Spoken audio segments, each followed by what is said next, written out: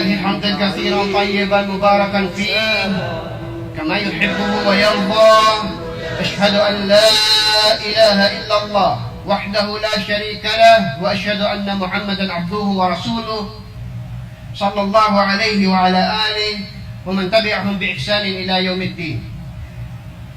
Ang Propeta Muhammad sallallahu alayhi wa sallam ay nagwika, "Man salaka tariqan yaltamisu fihi ilman, sahhalallahu lahu bihi tariqan ila al-jannah."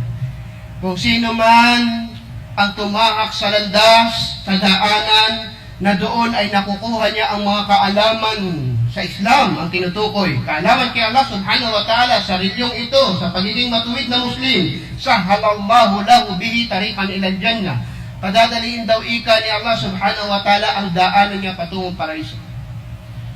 Sa mga naliligaw at nahihirapan makahanap ng daanan, sinabi ng Propeta Muhammad sallallahu alaihi wasallam, wala nang pinakamasarap sa isang taong naghahanap ng tamang daanan kundi makuha niya yung kanyang gabay. Kung ikaw ay naliligaw sa daanan at may nagturo sa iyo, nagpapasalamat ka at tinuro sa iyo yung tamang landas at hindi ka na magpapaikot-ikot at gugugol ng salapi, gugugol ng oras para mapuntahan yung gusto mong puntahan, ang mga Muslim ay gustong pumunta sa paraiso. At sinabi ng Propeta Muhammad sallallahu alaihi wasallam, "Man salaka tariqan," kung sino man ang tumahak sa landas na ito, na doon nakukuha niya ang kaalaman sa kanyang reliyon, padadaliin ni Allah sa iyo ang daanan mo papunta sa paraiso. Hindi na. Ano yung talbul ilm? Mag-aral ka sa Islam. Si Imam Shafi'i nagsabi, "Alaysa al-khusran anna layalin tamurru bila ilmin wa tuhsabu min umri?" Hindi ba kalugihan na lumipas yung gabi ay hindi man lang nadagdagan ng kaalaman ko sa Islam? Subhanallah. Sayang! Nangihinaing si Imam Shafi'i na pag lumipas ang isang gabi at hindi siya nakapagbukas ng akhlaq o nakapagbasa o natuto ng isang katuruan sa Islam. Pero sa atin, wala lahat ito. Ngayon, mga kapatid sa Islam, panahon na naman ng pasukan. At tayo ay nag-aabala, naghahanda, nangungutang para sa pag-aaral ng ating mga anak. Iniimbitahan ko kayo na tingnan niyo yung inyong sarili kung ganito rin kayo mag-alala para sa inyong mga anak sa pagkatuto nila sa kanilang reliyon. Wallahi al-azim, malayo. Dahil ikaw ay nangungutang ka, hindi ka mapakali, kailangan mabilan mo siya ng sapatos, ng notebook, ng bag, lahat bago, kailangan mo makasabay ang iyong anak sa magandang paaralan. Bakit? Investment. Dahil naniniwala ka na makakatapos ang anak mo, makakatrabaho, magkakaroon ng malaking sweldo, kaya tinitingnan kita, ganito ka rin ba nag-aalala sa anak mo na matuto ng kanyang reliyon? Mga kapatid sa Islam, hinihikayat tayong matuto sa dunya. Ang Islam nagtuturo, "Wala tansa nasibaka minad dunya." Sabi ni Allah subhanahu wa ta'ala, wag mong kalimutan ika ang iyong bahagi sa mundo. Bawal, haram. Kailangan meron kang tamang edukasyon. Kailangan ikaw ay matuto. Kailangan ikaw ay magnegosyo, magkatrabaho. Wag mong kalimutan ang bahagi mo sa mundo. Pero baliktad, ang kinakalimutan mo ay bahagi mo sa kabilang buhay na parang ang lahat-lahat sa iyo ay dunya. Kaya maraming magulang hindi nag-aalala kung hindi magsala ang kanilang anak. Pero pag umabsent ang anak sa eskwelahan, nagagalit, namamalo. Bakit? Dahil sinasayang mo ang pagkakataon ng edukasyon. Maraming ikang bata, hindi nag-aaral, mapalad ka, maswerte ka. Pero ang taong hindi nag-aaral sa Islam, wala bang nawawala sa kanya?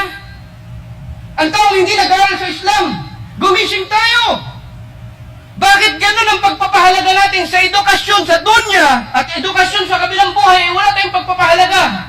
Allahu musta'an. Inuulit ko, hindi bawal ang edukasyon sa dunya, pero nasa ng pag-aaral natin sa Islam?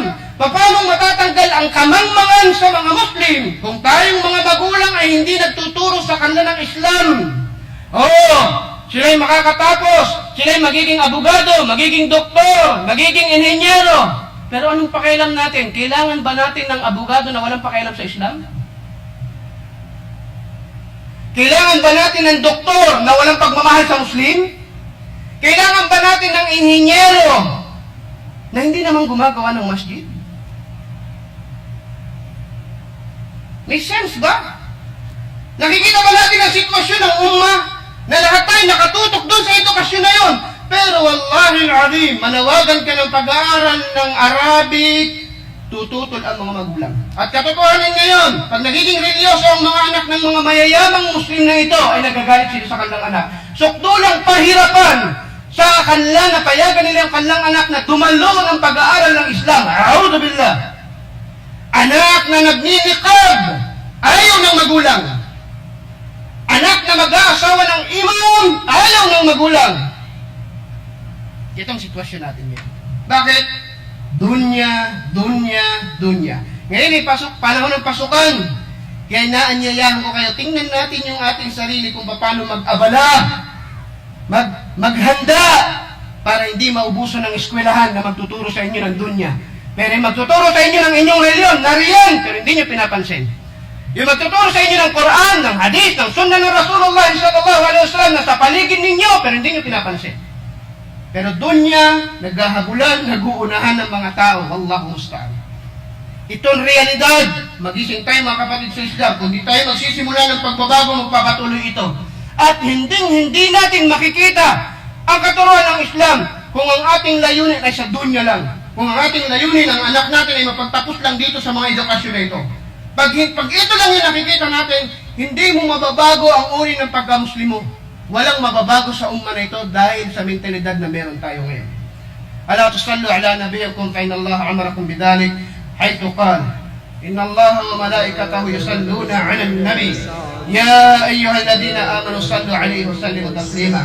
اللهم صل على محمد وعلى آل محمد كما صليت على والأساد لماذا الحسن يا سعد